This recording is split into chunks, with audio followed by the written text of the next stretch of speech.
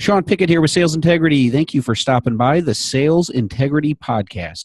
Today we continue our discussion on the topic of prospecting on purpose. So without further ado, let's get today's episode rocking and rolling.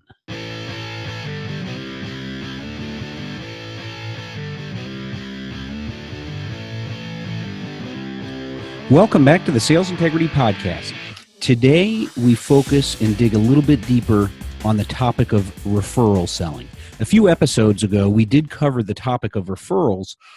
However, I've uncovered some new research, and I wanted to really re-emphasize the importance of referral selling, seeing that the statistic that I shared last time by Dale Carnegie uncovered a little bit of a fact, such as this, that 91% of customers say they give referrals, but only 11% of salespeople ask for referrals. So we covered that in our previous episode, a few episodes ago, when we talked about referrals.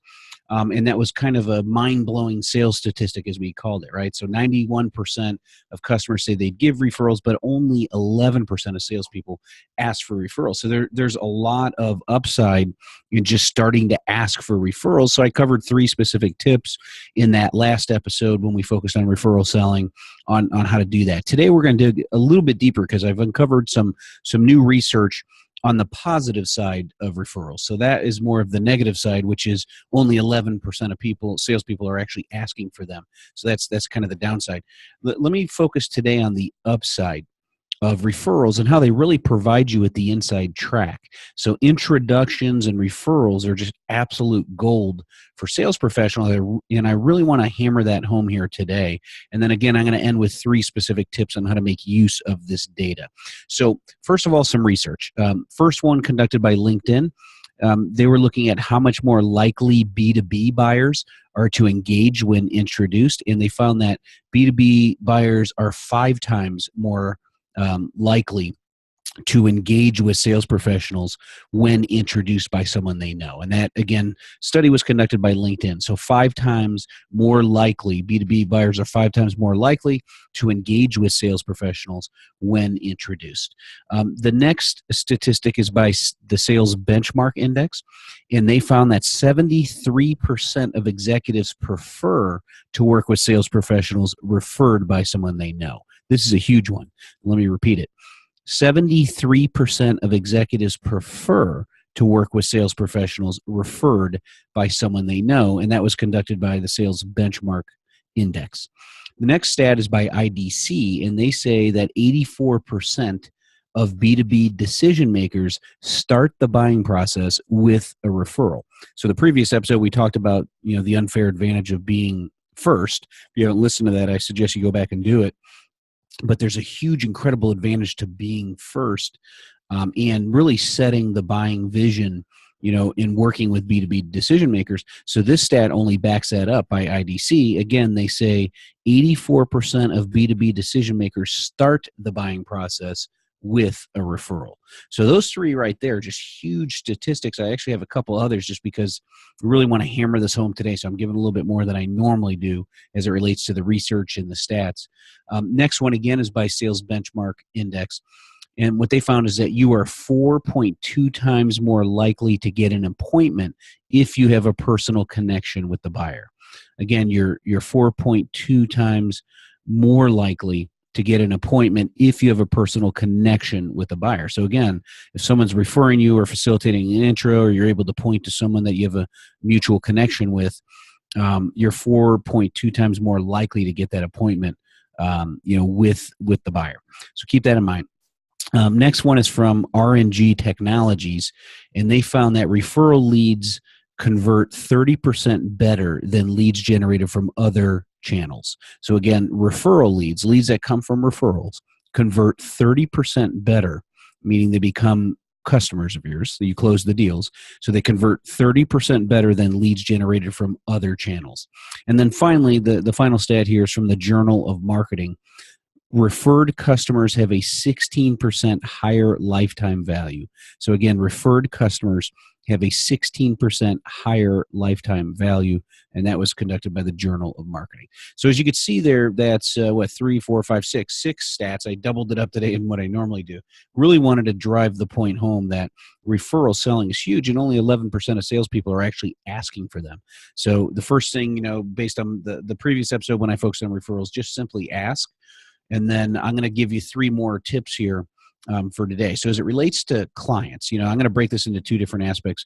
There's getting referrals from actual customers. No, that's absolute gold. If you have a customer who's that delighted with you and your company that they're going to facilitate an introduction to one of their peers, that's where you always want to start. So I'm going to start there with my tip. So tip number one, start with your clients. That's the tip.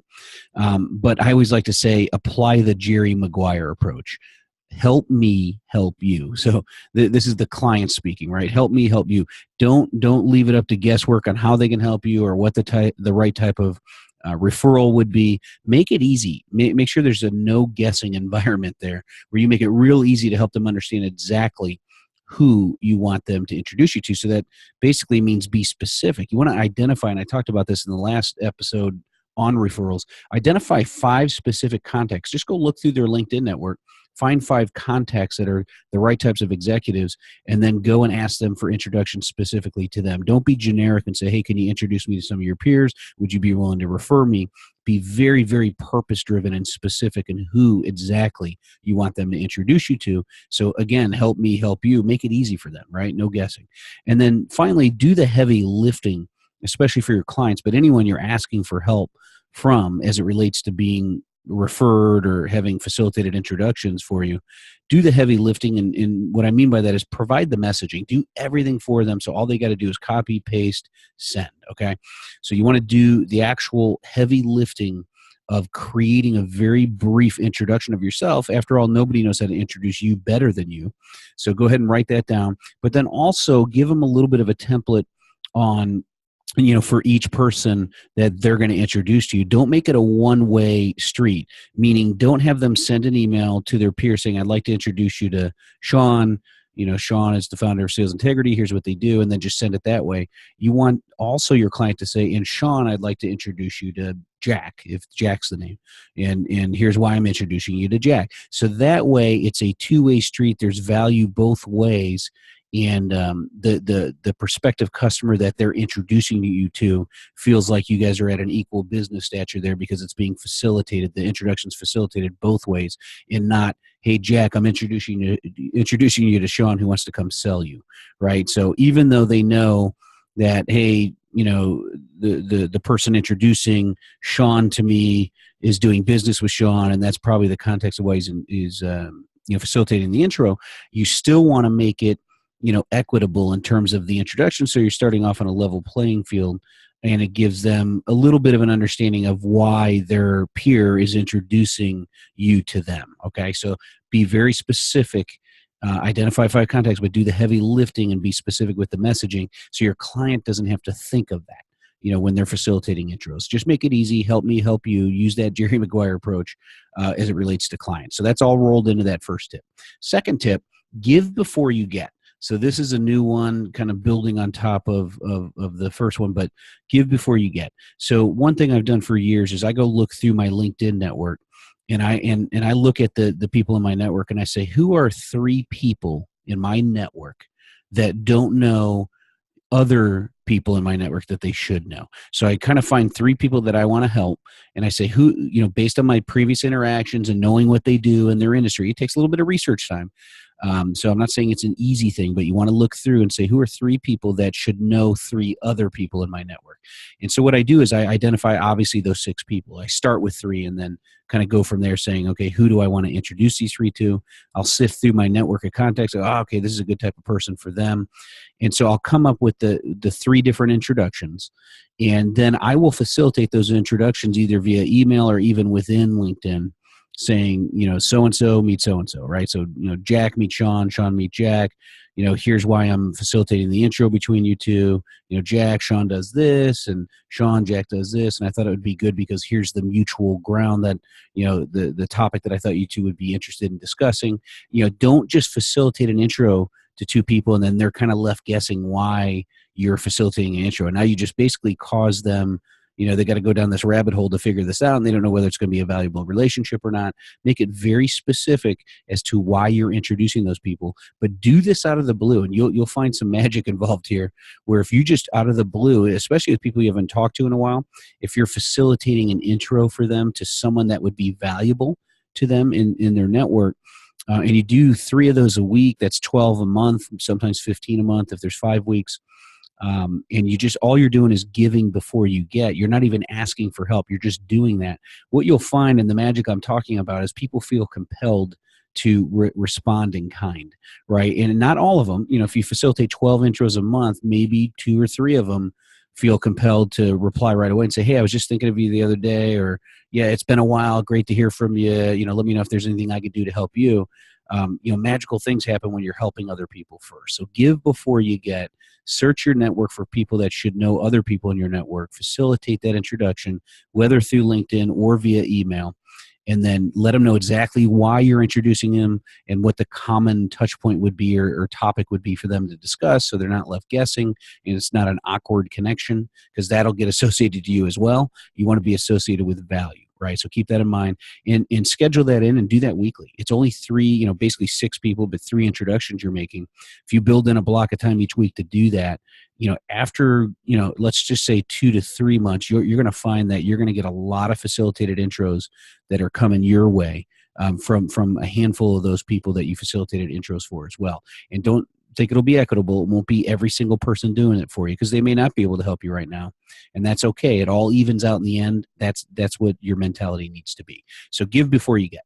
And then finally, the third recommendation I have as it relates to referral selling uncovered and really trying to take this another level deeper is take group relationships down to a one-on-one level. So I'm involved in networking groups, and I go out and speak at association meetings and different niche industry association meetings and things like that. And I'm sure as B2B sales professionals, you've built out a network and you're involved in some trade show, association meetings, networking group meetings on a frequent monthly basis or quarterly basis at the very least.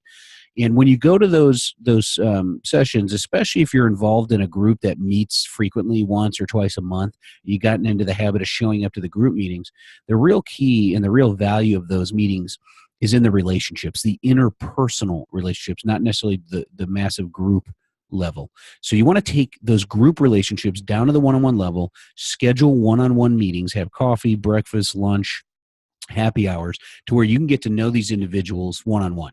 Learn about them, learn about what they're interested in, because you're going to get some information that will feed into number 2, the number 2 recommendation, which was give before you get. So now you're starting to build up an arsenal of contacts that you could facilitate intros for, because you know what they're looking for. And make sure you ask them who would be a good connection for you. So in the future, as I'm out there in the marketplace, obviously I want to understand your ideal target market clients and those ideal profiles. So when I see those people, I can facilitate intros.